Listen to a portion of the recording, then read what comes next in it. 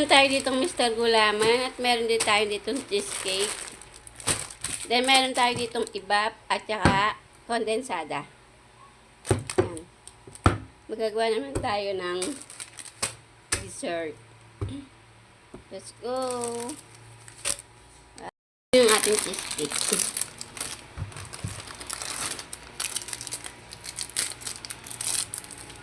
Then, ilalagay na natin sa tupperware.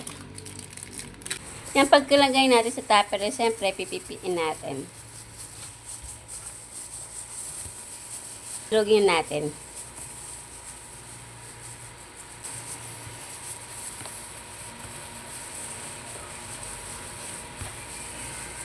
Yan, naglagay na tayo ng tubig sa kaserola. Ngayon, lalagyan naman natin siya ng asukal.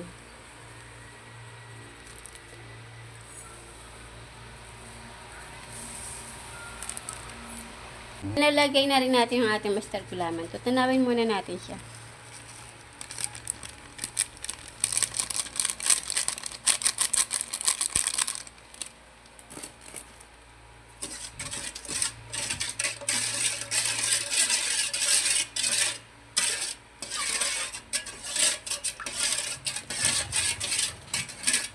Natin pipiin ang ating tinapay.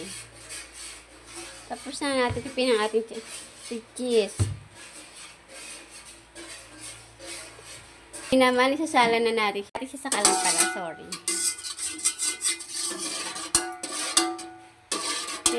Halo-haloin lang natin.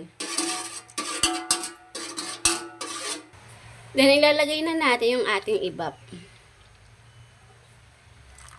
Then, ilalagay na rin natin ang ating kondensada.